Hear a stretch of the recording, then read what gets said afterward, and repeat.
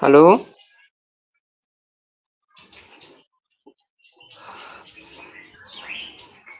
Greetings, everyone. Welcome to another edition of the Unity and Solidarity TV. Today is Sunday, May 26, 2024. My name is Bakari Makeru, and I have the honor to be your host today on this beautiful day. Just want to remind our listeners and viewers that, of course, we are streaming live from our YouTube channel, which is Unity and Solidarity TV, as well as the different Facebook pages such as Bakari.Makeru, that's Bakari.Makeru, and of course the UNIA ACL St. Martin chapter on Facebook. So please visit any one of those platforms to tune in, and of course, if necessary, join the conversation and have your say. Can't forget that if persons want to be a guest on Unity and Solidarity TV, all you need to do is send us an email at unityandsolidaritystv@gmail.com, or send me a message directly via Facebook Messenger, which is at Bakari Makeru. So, of course, if you appreciate the information, the content that is being shared with you, please remember to like, follow, and share. And, of course, subscribe to our YouTube pages and YouTube channel. So, family, on this day in 1966, the Cooperative Republic of Guyana attained its political independence from Britain. So, of course, on behalf of the Unity and Solidarity TV family, we want to extend a hearty, happy Independence Day to the Guyanese community from all of us here. I also want to implore brothers and sisters to remember our family in the Congo, Sudan, Palestine, and Haiti, who are currently trapped in a catastrophic humanitarian crisis of epic proportions, which includes but is not limited to instability, internal displacement, hunger, armed conflict, disease, and hunger.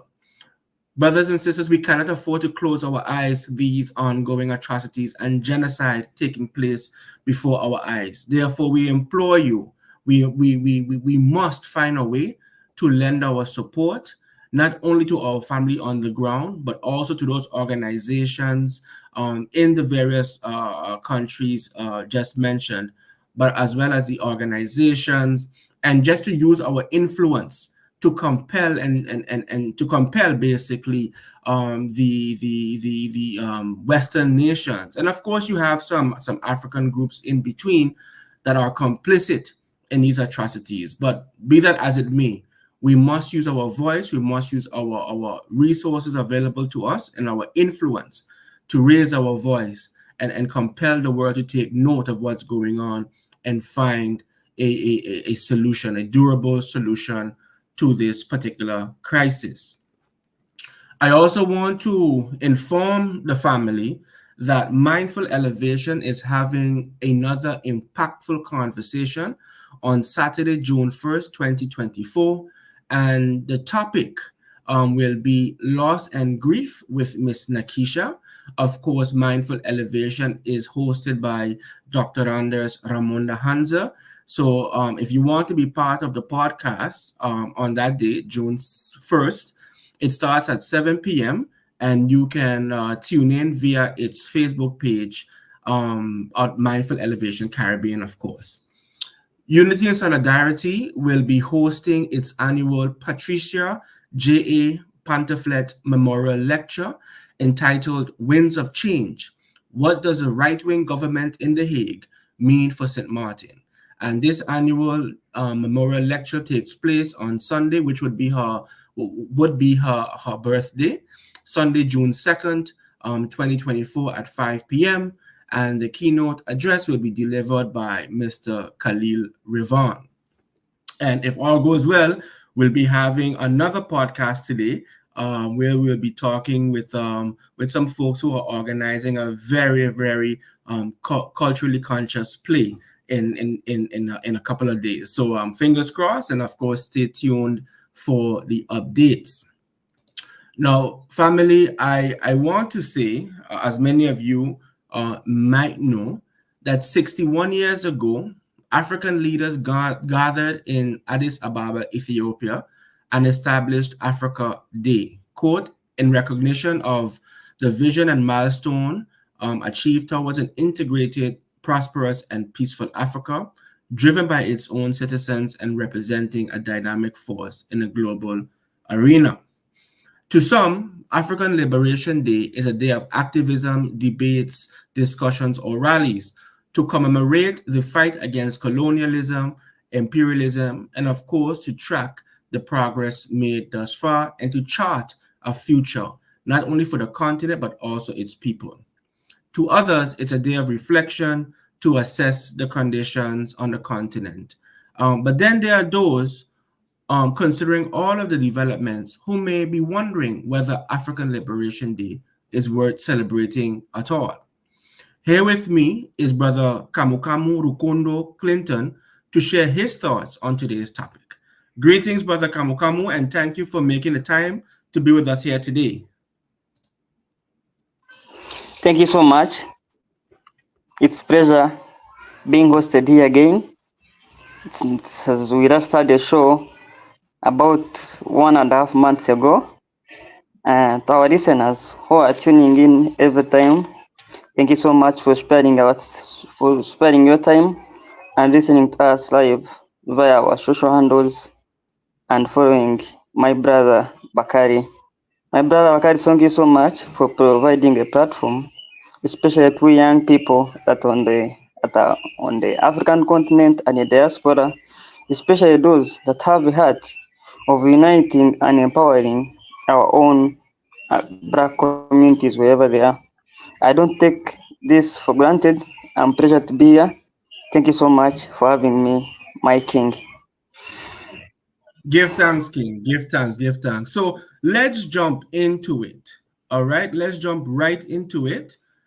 I would like to hear your thoughts whether or not we should be celebrating African Liberation Day at all. But before you do that, my brother, please, as it were, define what African liberation means to you, and then let's get into the conversation, if that's okay. Thank you so much. First of all, we are here to celebrate a day that honors the signing of a charter that established the Organization of African Unity. That's the OAU, that was formed on May 25th, 1963. It has consequently been renamed the African Union. It's the day that Africans continue to pledge their solidarity for the liberation of African continent. Our forefathers, our heroes, struggled for independence of different African nations, those on the continent and in the diaspora. They organized and mobilized a number of compatriots, heroes who participated in the African Congress in 1945 that laid ground for independence of different African nations. My brother and the listener who is tuning in now, our compatriots, our forefathers, people that had the love and treasure to change the events that had been taking place on different African nations, mobilized themselves and sacrificed whatever they can to liberate many of the African nations. Such people included Kwame Nkrumah of Ghana, Sekou Toure, Julius Nyerere, Kwame Nkrumah, Jomo Kenyatta, Abdul Nasser, Kenneth Kaunda, and many others. These are people that participated in the liberation and later encouraged other African nations to fight for their independence. What had been taking place before in many different African nations then was total exploitation in terms of economics, empowerment, and leadership. We see many of the African people by then had lost total control of their own communities where they lived. For example, many of the African leaders were disposed of their power by the West. Many of the African people had no say in what had been taking place in their nations. Their land had been taken, many of them had been sold into slavery. It is that spirit of suffering that concerned African leaders, the likes of Kwame Nkrumah, the likes of Sekou Toure, the likes of Kenneth Kaunda, the likes of Milton Obote, said we need to stop this. But they realized they could not stop this if they did not have support and unity among themselves as leaders. So many of them, under leadership of Kwame Nkrumah, they organized themselves and say, can we have an organization? Can we have a channel that can connect us as African leaders as we look at ways and channels of how we can liberate our own people? For listeners who are tuning in, they must learn from the first liberators of African unity that the status of Africa cannot be changed when you do it and you isolated when you are isolated as a person. It is this spirit that Kwame Nkrumah organized the likes of Tom Mboya from Kenya, the likes of Milton Obote, and the likes of Kenneth Kaunda, and they combined efforts to see a way forward of how they can liberate so many African communities that had been under direct exploitation by the colonizers. So they combined efforts, and we see the efforts paid off as in mid-1960s, many African nations had begun to acquire their self-rule. Most of them had begun to acquire their land. Most of the African leaders had started to regain power and total control that had been taken away. Our people must know the status quo of Africa cannot be changed by an individual. People like Kwame Nkrumah had dreams. We cannot talk about African liberation now if we don't talk about Kwame Nkrumah. If we don't talk about people that sacrificed so much, no matter how personal they were, for them they could have been okay personally, but they said we cannot be okay when our people are not fine. So they combined efforts and liberated many different African nations. However, as we come today to celebrate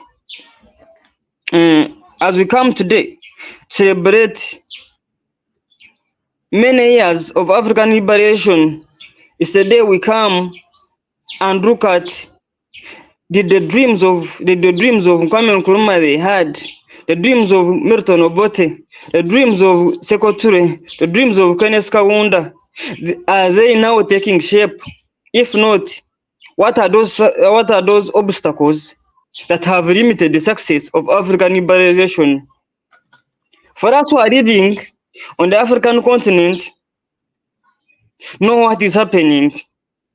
Our people only got liberated on paper. When I say they only got liberated on paper, means the dreams people like Kwame Nkrumah had, the dreams people like Nelson Mandela had are not taking shape. And then we should ask ourselves, why are those dreams not turning into a reality? And if we identify the challenges, what are the possible ways we can eradicate such challenges and Africa becomes a better place to live? It's so annoying. Right now, I'm speaking live from Kampala. Kampala is the capital city of Uganda.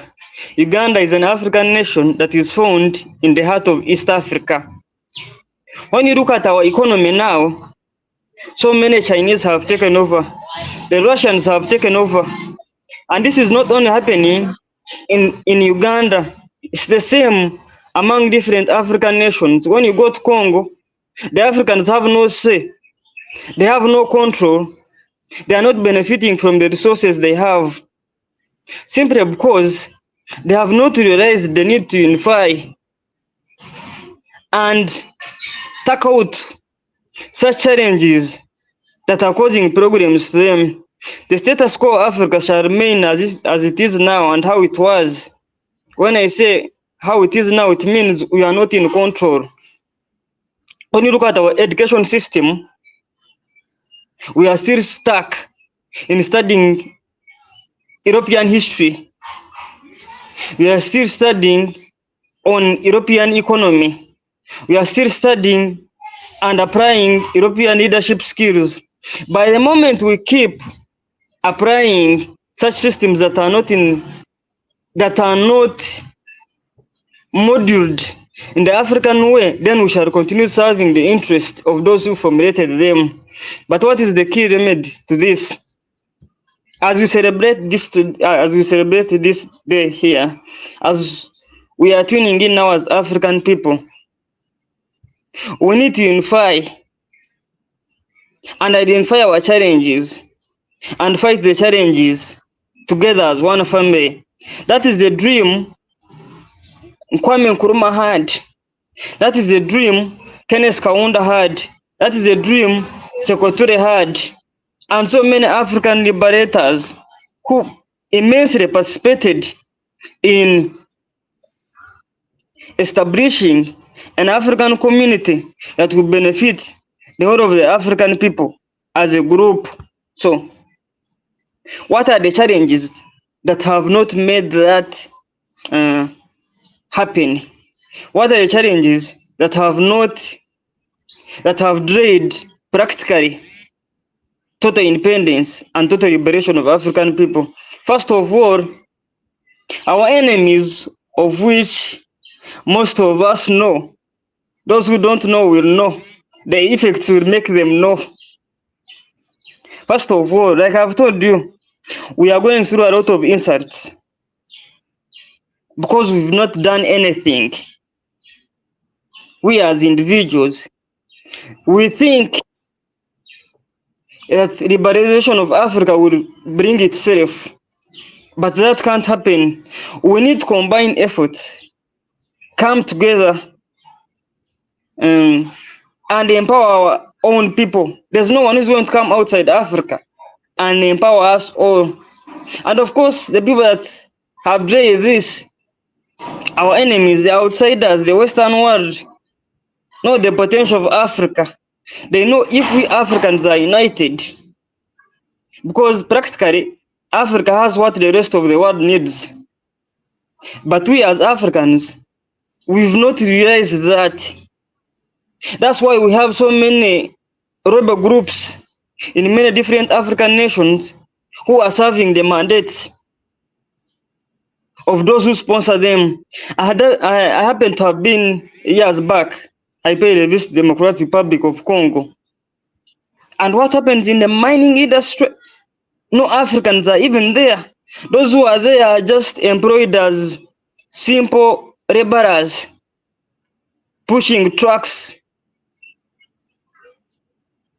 and providing a way for the Belgians, for the Americans, as they export and enjoy African resources. So Africa has not been totally liberated because we Africans internally are divided, and we need to look at ways how we can eradicate such divisions.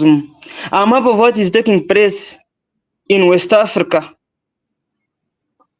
Young people have realized that the status of their nations lies in them. And when you look at Niger, when you look at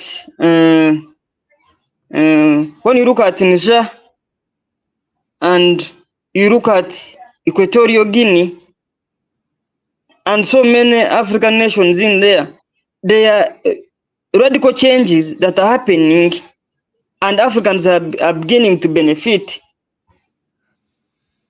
So the status quo of the African nations should provide a way that can gradually lead to total liberation of the African of the 24 nations of the African of the 54 nations on the African continent. But how can this be done? I've always emphasized, because most of them are saying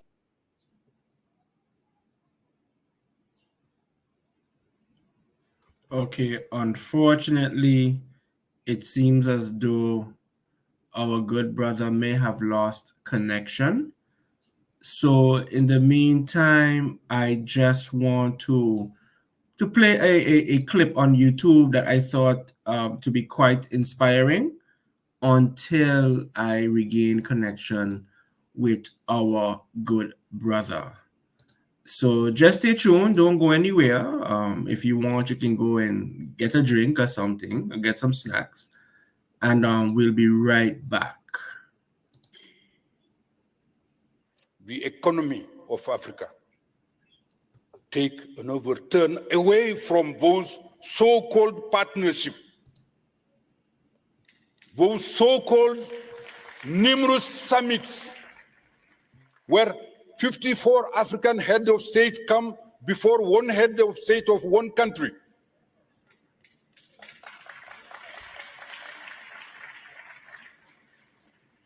It's not about only dignity.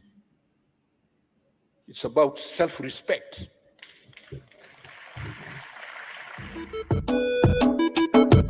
a king.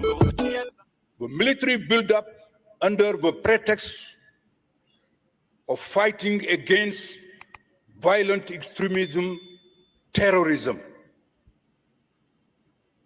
When you look at the map of Africa today, and you look at the level, the extent of foreign military presence on the continent, as a historian, I cannot but remind me of what has happened at the end of the 19th century, the period of conquest and colonization. There are more military presence on the foreign military presence on the continent today than even in the 19th century at the time of the colonial conquest and colonization.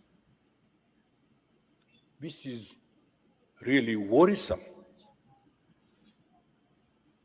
So the new scramble for Africa is today a threat, continued threat for the development of the continent. It's a continued risk for the stability of the continent, a continued risk for the unity of the continent. These are facts which are documented by all researchers in the field of the economy, politics, security. The continent is driven into geopolitical rivalries among competing powers of the world from all sides. This also is a fact, a reality. Therefore, the issue today for us as Africans, for us as progressive Africans,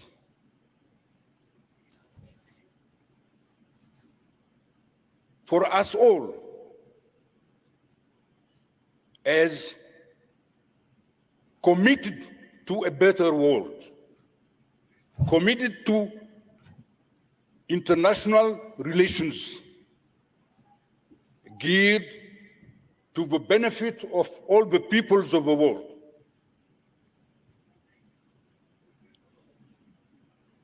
To be aware of this situation and to take action. So the question remains how to do it. What is to be done?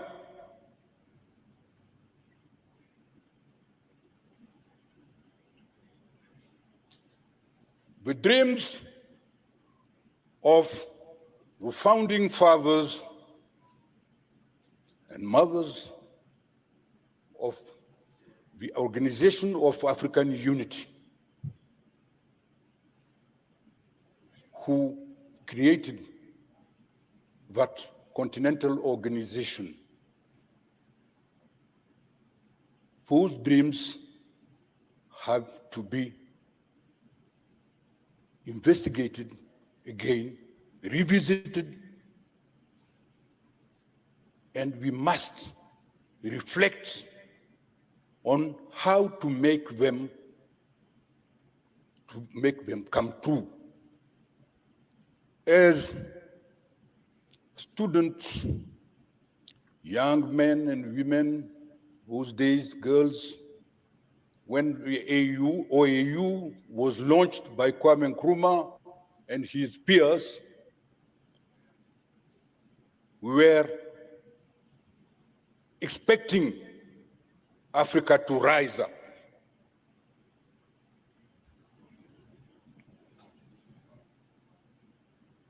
Our leaders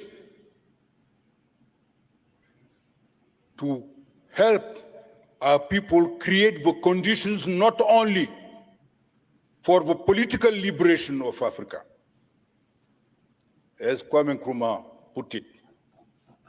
He said, create first, seek first the political kingdom, and everything else will be added on to it. It is true, what was the first phase? We have seen in my young age when I was in secondary school, I have seen in less than a few months so many flags coming out of the African continent. As Harold Macmillan, the Prime Minister of Britain, used to say, this continent, Africa, the wind of change is blowing over this continent of Africa, whether we like it or not. So many flags were raised, new national anthems. But we have seen that new flag, national anthems are not enough for liberation. Liberation needs more than that. Go beyond those signs like national anthem and national flags. So we were very, very excited, thrilled about the creation of OAU at that time. But decades later, we have to acknowledge the fact that we must go beyond and break the colonial ties in the field of the economy, in the fields of politics,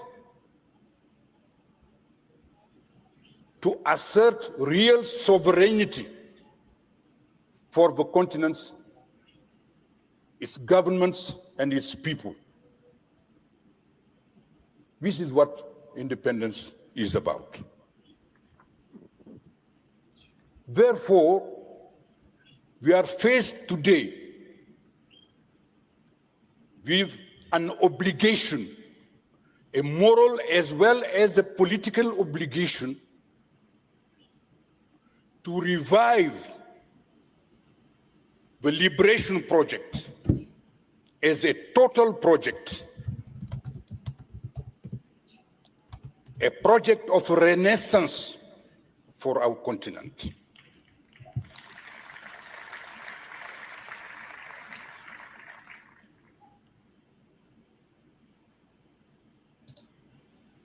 To do this, of course, I'm not a candidate for any election to put forward a program, but I sincerely believe from the experience that the revival of the liberation project can be effective only if we engage to reshape the course of African history at different levels. First and foremost, the present situation, it is obvious that the new scramble of Africa and the way it plays out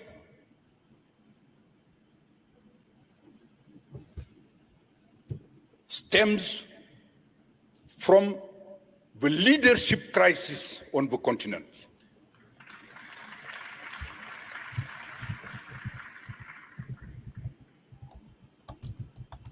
Africa needs a new leadership to reverse the dynamic unleashed by this new scramble. The issue here is about to consolidate the democratic governance on the continent.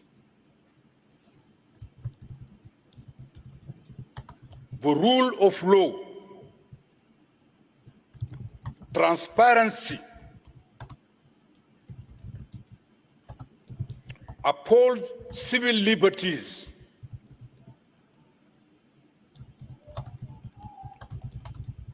transform qualitatively political parties, which tend more and more to become cliques who are governed by self-serving leaders, ambitious leaders. We need vibrant civil societies in Africa who can tell the truth to any power that be.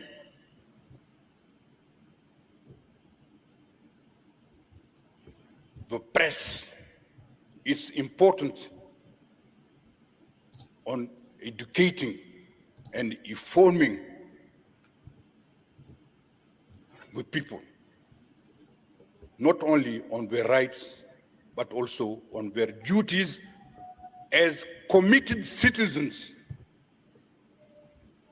to move Africa forward. Africa has to get rid of populist politics, ethnic politics.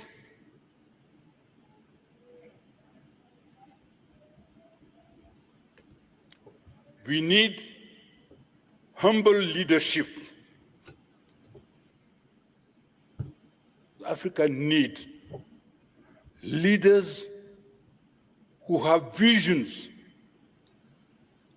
who reflect from the realities of the past, the future of the continent. We need thoughtful leaders.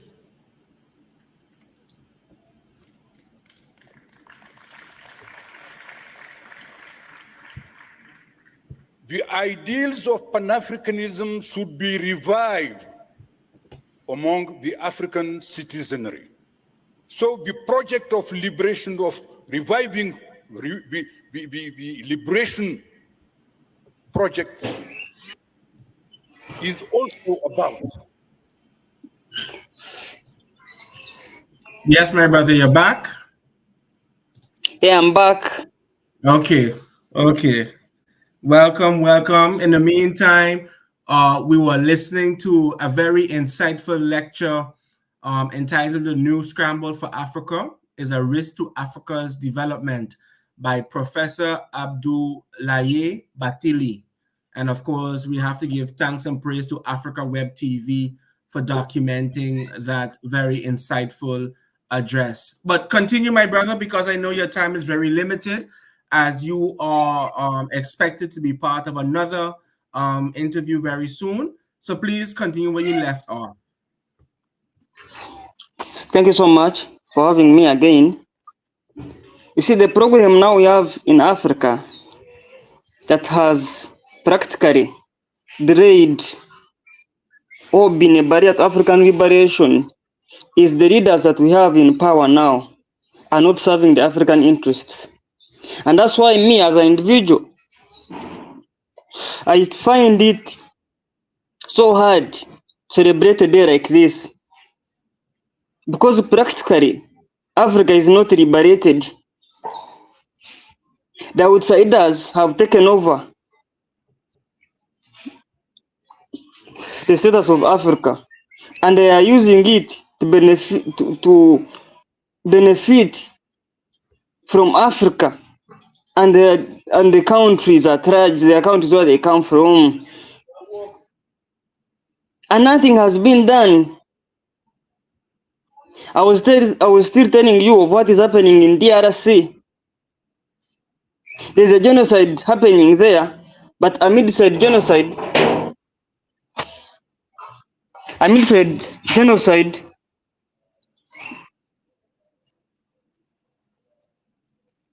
there is mining that is happening there by foreign companies. So who benefits from such instability in Congo? The genocide in Congo has a foreign hand that benefits those who sponsor it, and it has acted as a barrier for Africans, and those who are at the battlefront are Africans. And many genocides are silently happening across different African nations, whereby young people, desperate young people to make a living, are forced into these wars. But if these young people that are amidst such fighting were empowered, if they had access to education, if they had access to jobs, if they had access to national cakes of the different African nations, they would not be fighting. And the leaders we have, because they're also both, that's why they are it is not surprising that most of the African leaders are ever on flight to Europe, to the United States, to different nations outside Africa, because what they go there to achieve benefits them as individuals. Last day I was analyzing of what is happening of the Kenyan leader, happily seated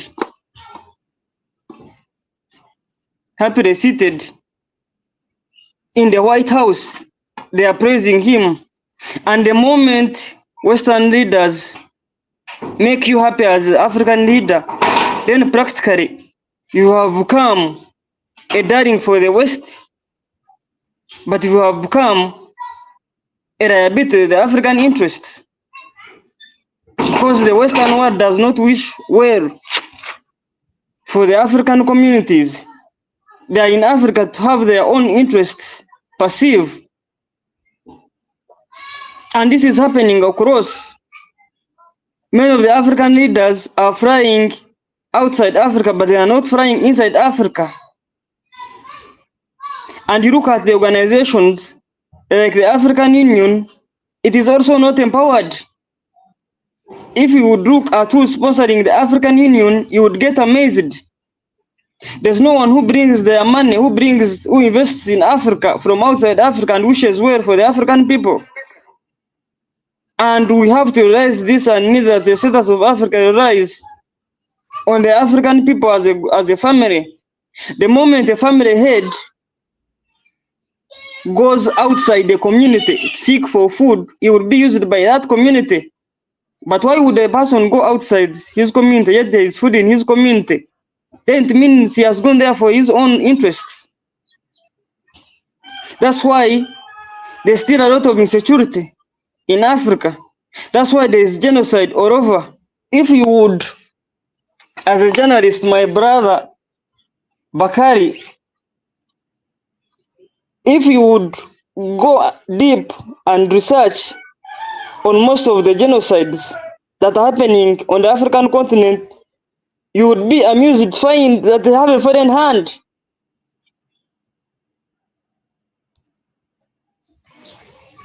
You get me, my reader? I get you, my king.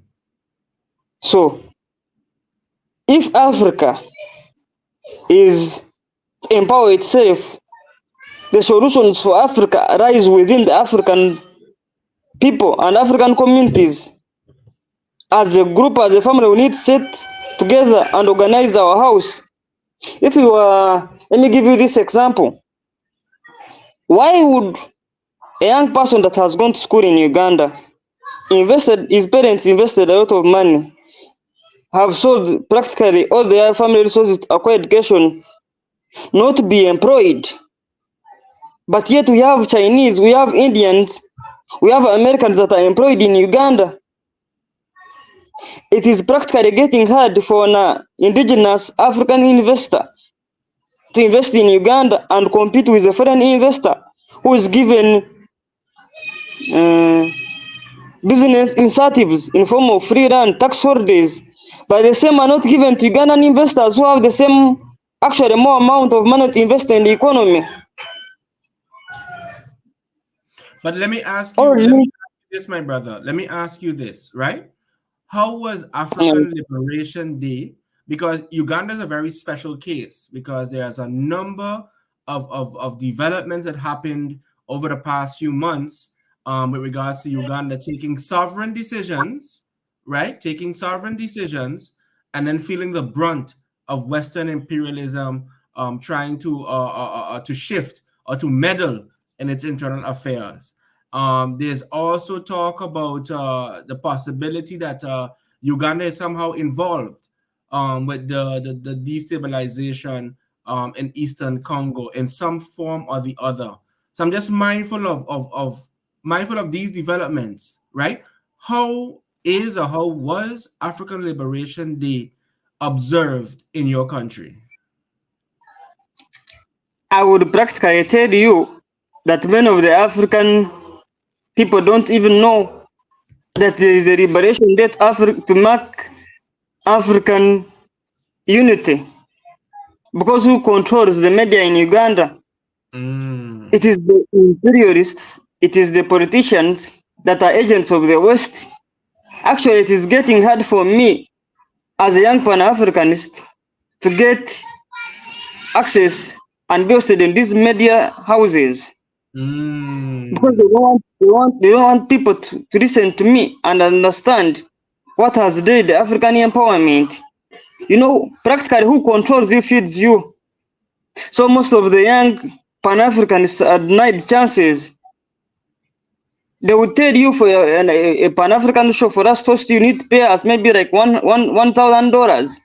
Why would a person like me who's unemployed get the $1,000? So it is practically pushing me out of the system. But for us, we shall always speak on such international media houses. You see, the diaspora also has a lot of, the African diaspora has done a lot of changes, has done a lot of tremendous work like you were doing to extend information to many African nations. I was engaging the Ugandan government, some officials, on how we, because they told me the West plays a key role in the development of Africa. But I said we have other alternatives.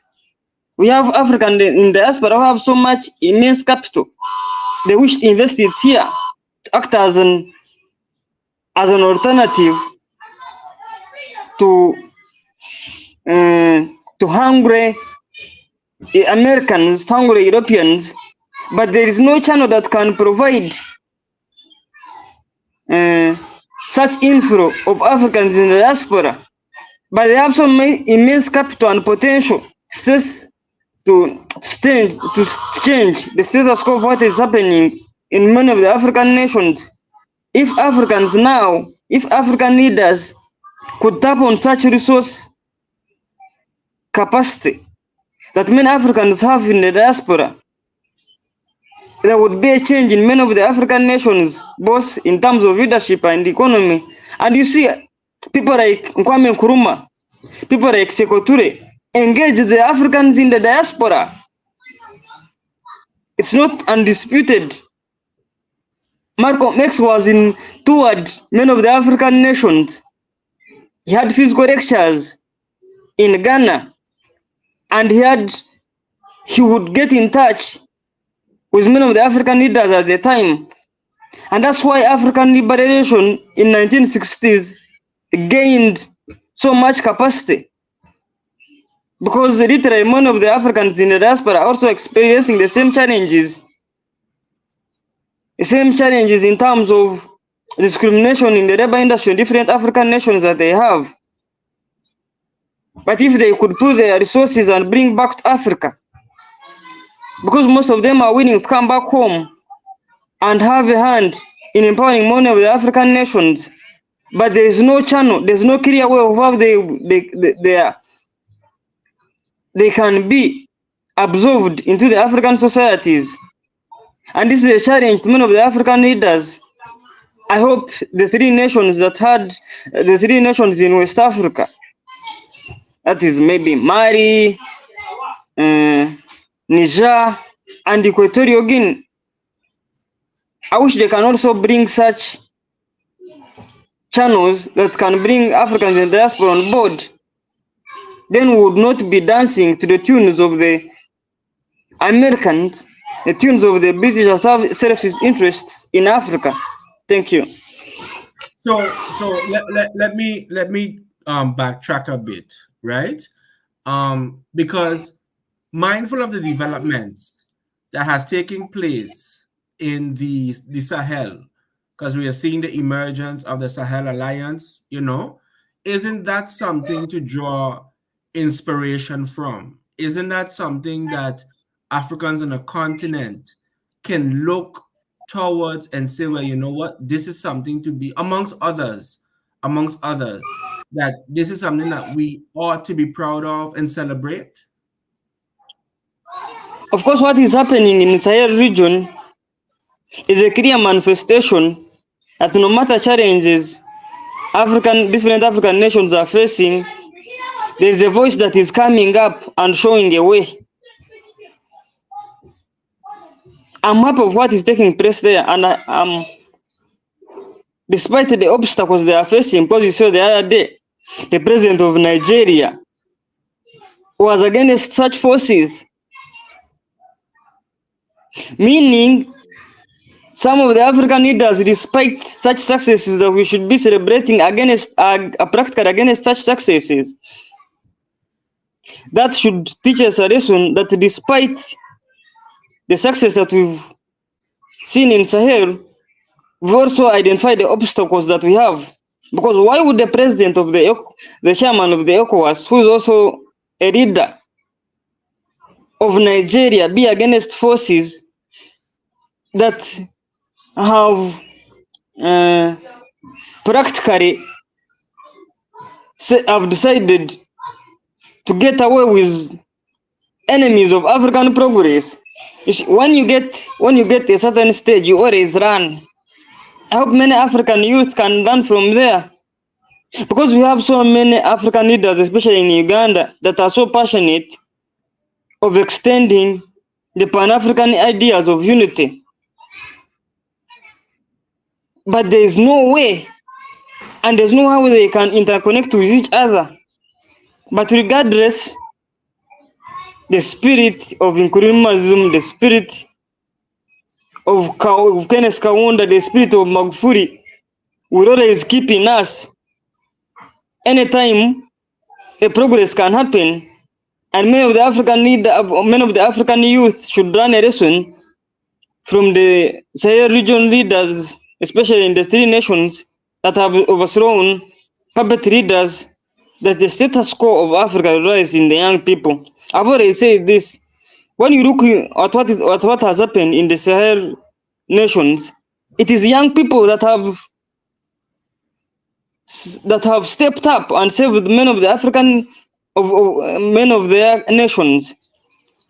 And this is a challenge to many of the young people in other 51 nations that are in Africa now, because we can authoritatively say that the radical changes that happened in the other 3 nations will benefit nationals and citizens of the countries. But you see, in Africa, we cannot rush conclusions. On the other hand,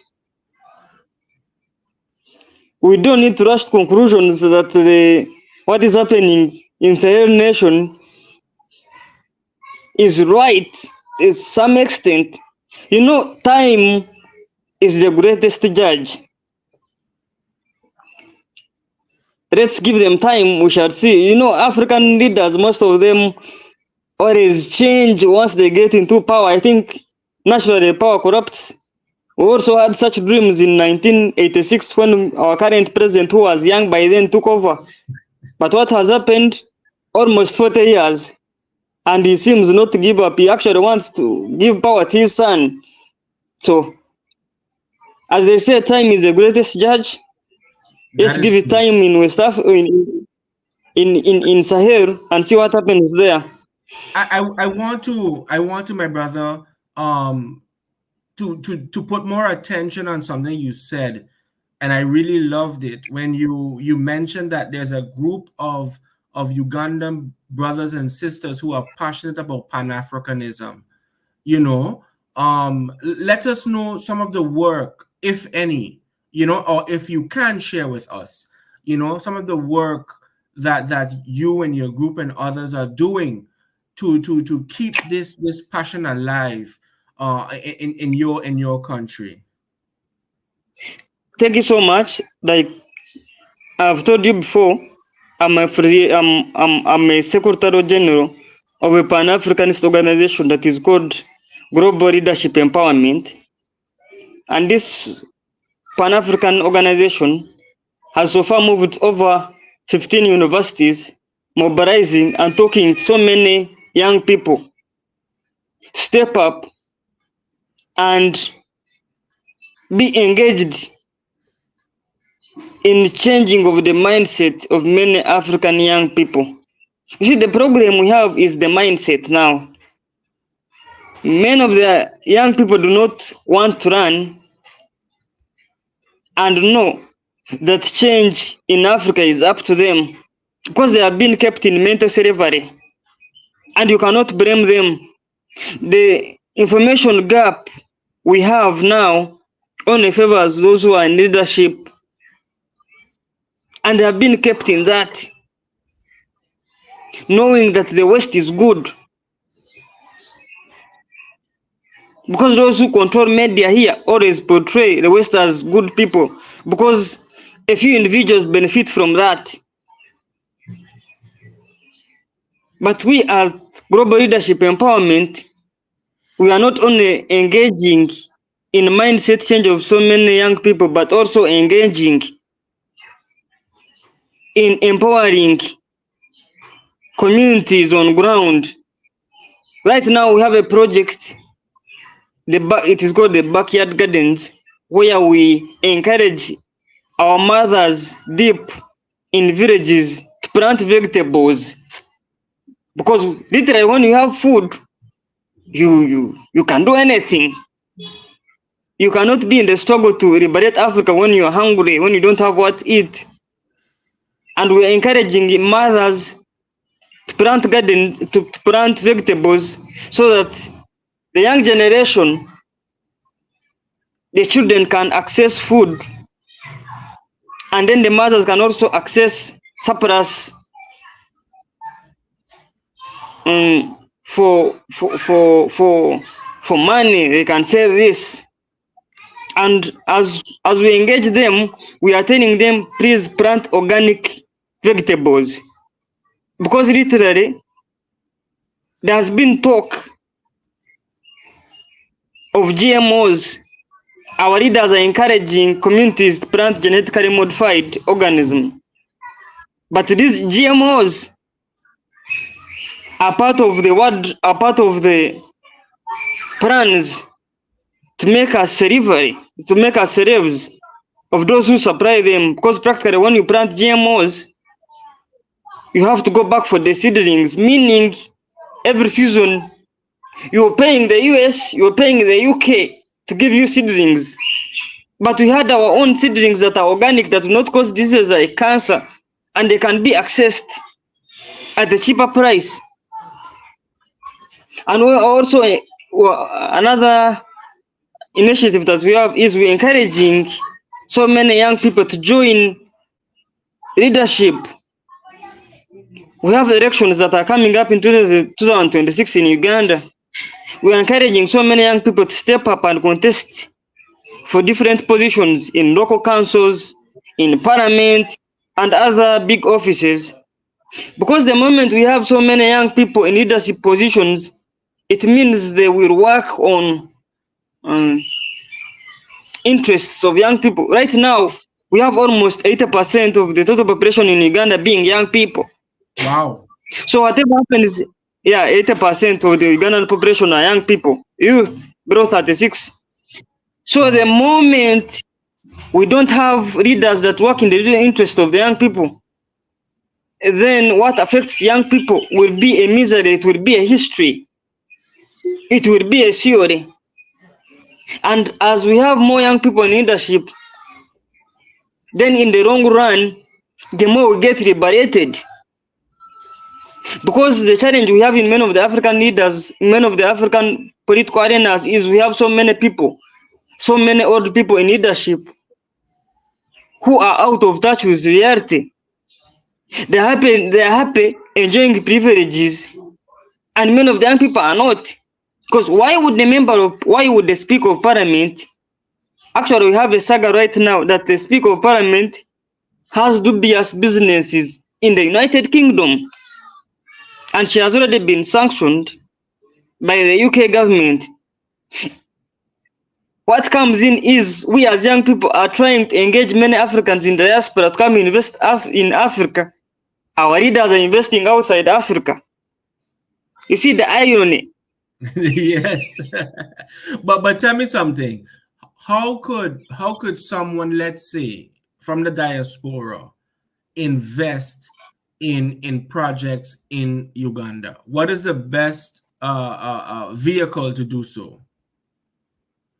Thank you so much. Like I've told you when we were starting this show, there has not been a clear channel that guides that. However, as a non-government organization at Global Leadership Empowerment, we are still drafting and engaging different stakeholders and the decision makers in the government to provide a channel that can bring Africans in diaspora to come and invest here.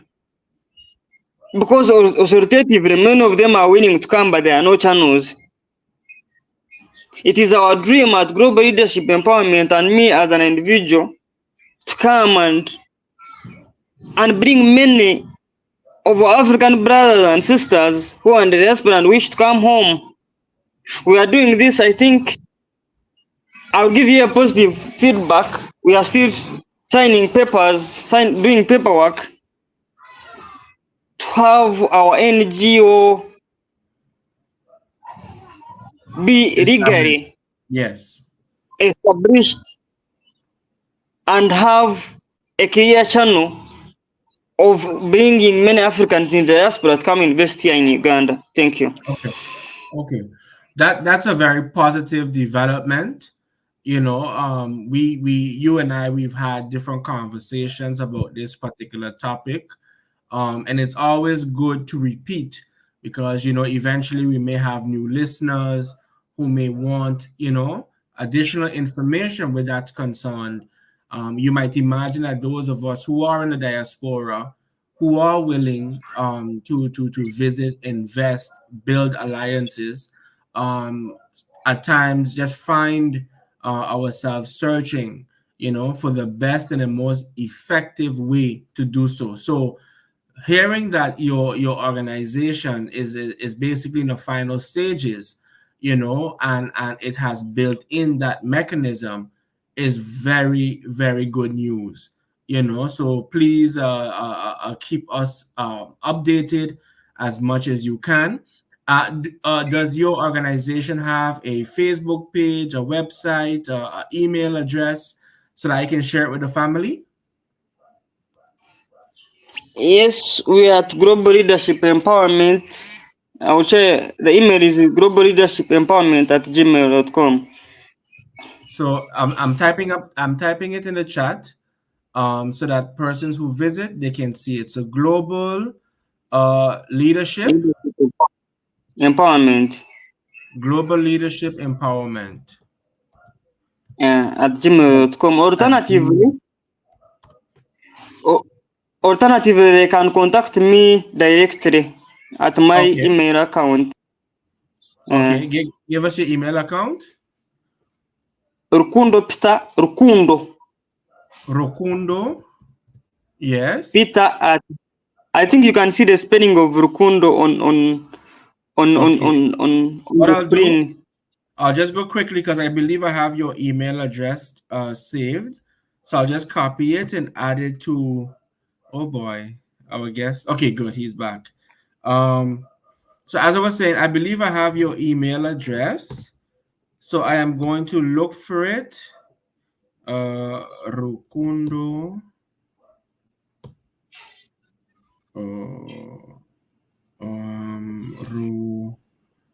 Okay, I'm seeing it here. So Rukondo, Peter, 33 at gmail.com.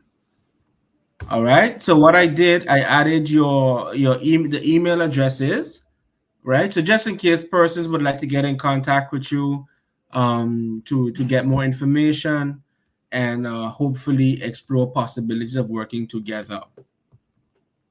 And I also want to add that in the event that other persons are interested in sharing information regarding their work in Uganda, have them reach out to us at Unity and Solidarity TV, and we will be glad to host them and serve as a facilitator and bring the information to our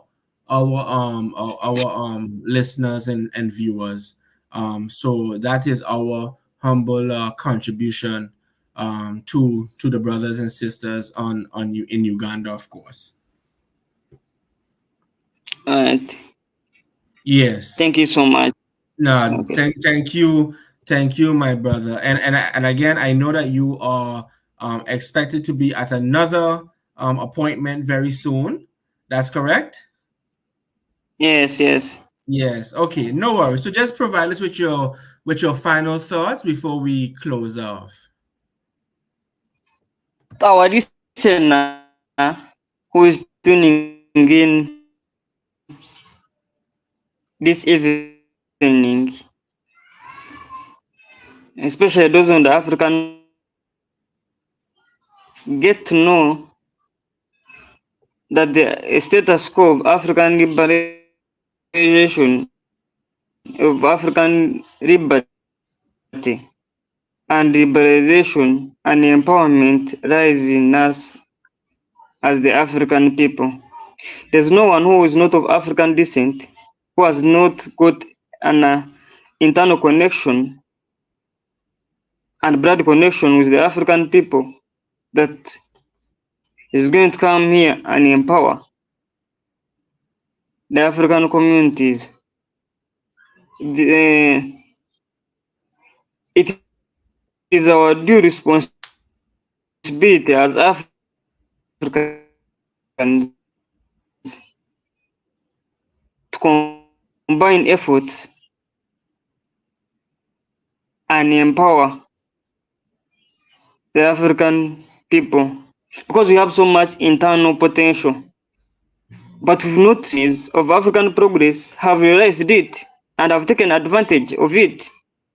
It's not surprising that those who are enjoying African resources are not Africans because they have sat and realized that Africa has so much immense potential in terms of resources, in terms of human capital, in terms of the weather, in terms of land, and they have come in Africa directly or indirectly and enjoying, and as our people are dying in hunger, in starvation,